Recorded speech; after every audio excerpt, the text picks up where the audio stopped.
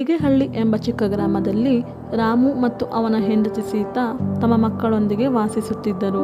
ರಾಮು ತನ್ನ ಹೊಲದಲ್ಲಿ ಶ್ರದ್ಧೆ ಹಾಗೂ ನಿಷ್ಠೆಯಿಂದ ದುಡಿದು ತನ್ನ ಕುಟುಂಬವನ್ನು ತುಂಬಾ ಸಂತೋಷದಿಂದ ನೋಡಿಕೊಳ್ಳುತ್ತಿದ್ದನು.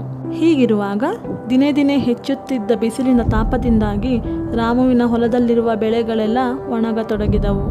ಒಂದು ದಿನ, ಅಯ್ಯೋ ದೇವರೇ, ಈ ಮಳೆಯ ಅಭಾವದಿಂದ ನನ್ನ ಬೆಳೆಗಳೆಲ್ಲ ಒಣಗಿ ಹೋಗ್ತಾ ಇದೆ. ನಾನು ನನ್ನ ಮಕ್ಕಳಿಗೆ ಊಟ ಹಾಕಲು ಸಹ ಅಸಮರ್ಥನಾಗಿದ್ದೇನೆ. ಅಯ್ಯೋ, ಇಷ್ಟು ಬೇಗ ನೀವು ಈ ಥರ ನಿರಾಶೆ ಪಟ್ಟರೆ ಹೇಗೆ ರೀ? ನಾವು ಇನ್ನೂ ತುಂಬ ಹಲವಾರು ಪ್ರಯತ್ನ ಪಟ್ಟು ನೋಡೋಣ. ಆಗ ಖಂಡಿತ ಎಲ್ಲ ಒಳ್ಳೆಯದಾಗುತ್ತೆ ಬಿಡ್ರಿ. ಒಂದು ದಿನ ತನ್ನ ಬೆಳೆಗಳ ಹಾನಿಯಿಂದಾಗಿ ರಾಮು ಚಿಂತಿಸುತ್ತಾ ಮರದ ಕೆಳಗಡೆ ಕುಳಿತಿರುತ್ತಾನೆ. ಆಗ ಮರದಿಂದ ಒಂದು ಮಾಯಾಧ್ವನಿಯೊಂದು ಪ್ರತ್ಯಕ್ಷವಾಗಿ, ಏ ರೈತನೇ, ನೀನು ಯಾಕೆ ಇಷ್ಟೊಂದು ದುಃಖಿತನಾಗಿದ್ದೀಯಾ?